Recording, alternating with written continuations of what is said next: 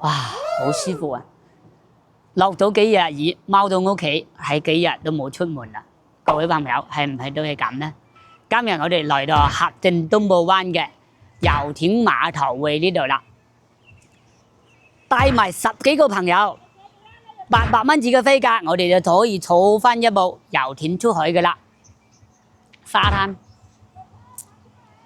無敵啊！咁嘅海景。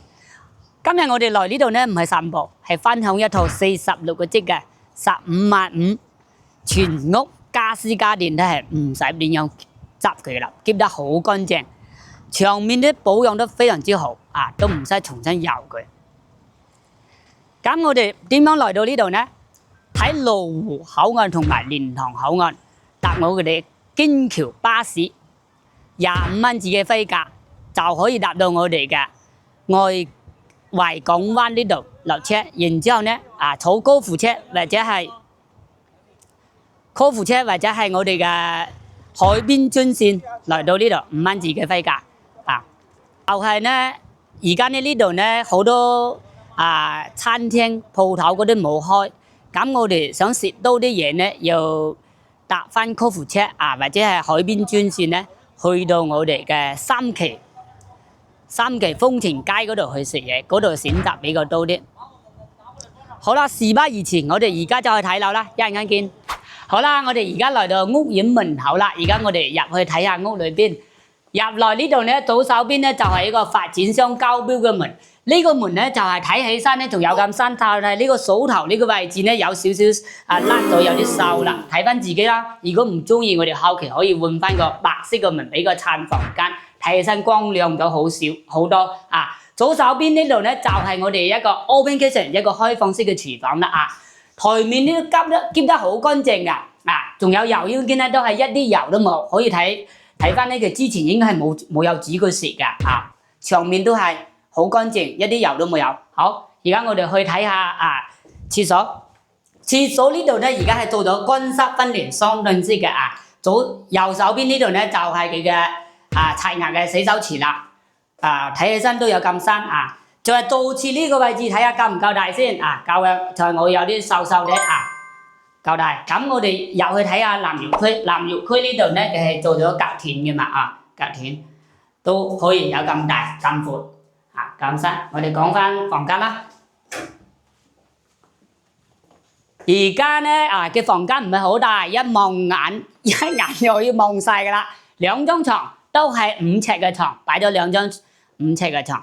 睇翻自己，如果我哋係一個人住嘅話，可以掉到1張床嘅，留低翻1張床得啦。後期睇下重新呢度擺個2人位嘅梳化呢邊呢就可以做翻個成排嘅電製櫃中間睇電視，兩邊呢可以擺嗰啲酒櫃嗰啲嘢然之後呢個位置呢可以做翻個衣櫃嘅呢個位置，做個米半嘅衣櫃係冇問題嘅雙開門嘅，就係咁大噶，一眼就望出去就咁大噶啦。